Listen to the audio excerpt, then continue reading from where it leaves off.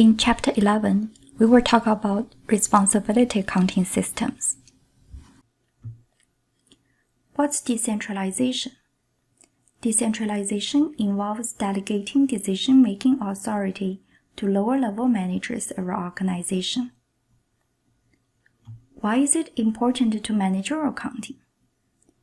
Performance measurement is improved when we understand who is responsible for each decision made within a firm. We want to strike a balance between delegating authority to those most capable of making good decisions and ensuring cohesion in following through with firm-level objectives. A decentralized organization does not confine decision-making authority to a few top executives. Rather, decision-making authority is spread through the organization. Let's take a look at advantages of decentralization. It enables top management to concentrate on strategy, higher-level decision-making, and coordinating activities.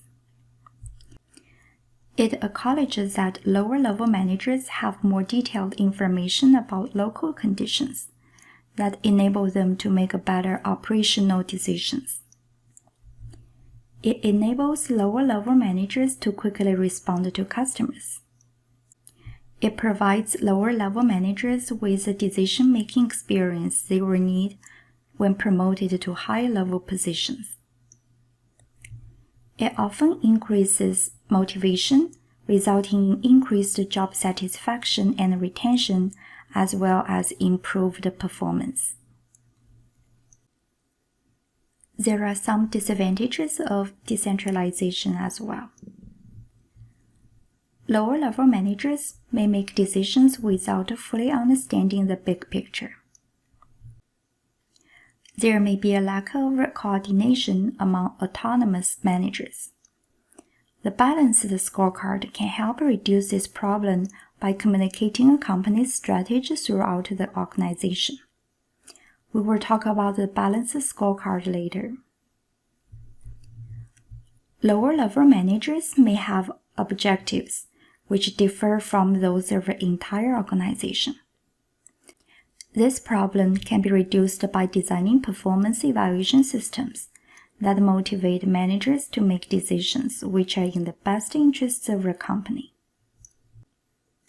It may be difficult to effectively spread innovative ideas in a strongly decentralized organization. This problem can be reduced through the effective use of intranet systems, which enable globally dispersed employees to electronically share ideas.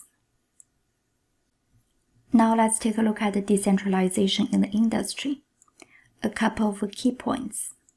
First, have different people working on different things. Let's say in Apple, some employees work in software department, some in hardware, some in product development. Second, trust the decisions made by other people and work as a team. Responsibility centers. Responsibility accounting systems link lower-level managers' decision-making authority with accountability for the outcomes of those decisions. The term responsibility center is used for any part of an organization whose manager has control over and is accountable for cost, profit, or investment. There are three types of responsibility centers: cost center, profit center, and investment center. Cost center. Cost center is a segment whose manager has control over costs, but not over revenues or investment funds. Accounting department, general administration, personnel, and manufacturing facilities, R&D department. These are normally classified as cost centers.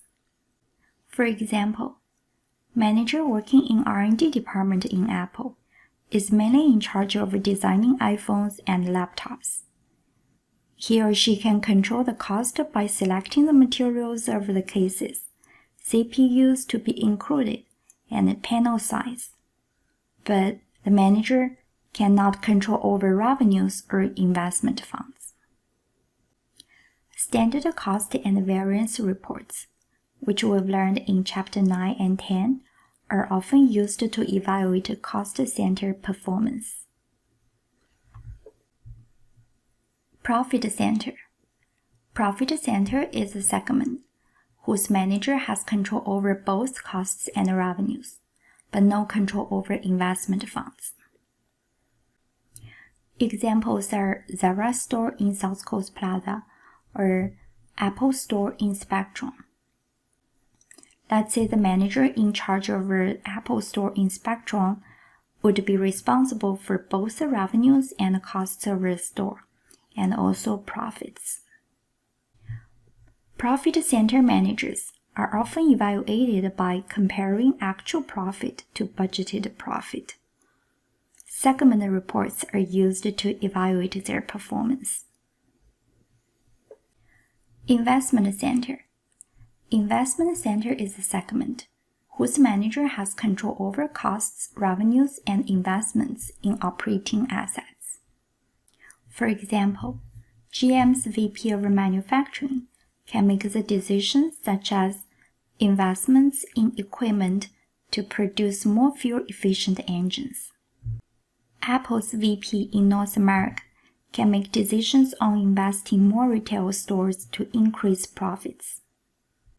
Investment center managers are often evaluated using return on investment, ROI, or residual income, RI.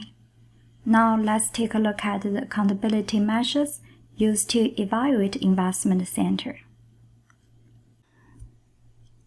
Learning Objective 1 is to compute return on investment, ROI, and show how changes in sales, expenses, and assets affect ROI.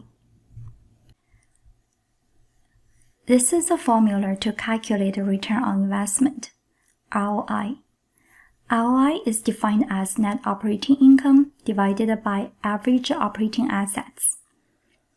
Net operating income is income before interest and taxes. Sometimes we refer to as earnings before interest and taxes, so you can see the term EBIT. Operating assets include cash, accounts receivable, inventory, plant and equipment, and other assets held for operating purposes. These are assets reported on the balance sheet for operation. To calculate average net operating assets, we use beginning balance of operating assets plus ending balance divided by 2. Most companies use the net book value over depreciable assets to calculate average operating assets. You've learned in intro financial class.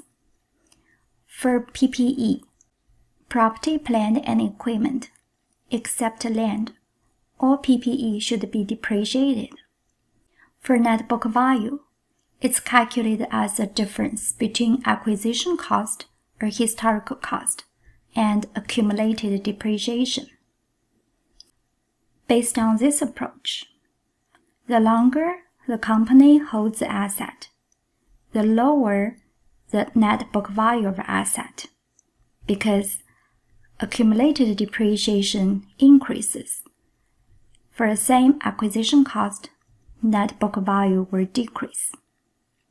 So, the denominator in ROI formula will be lower and ROI increases over time.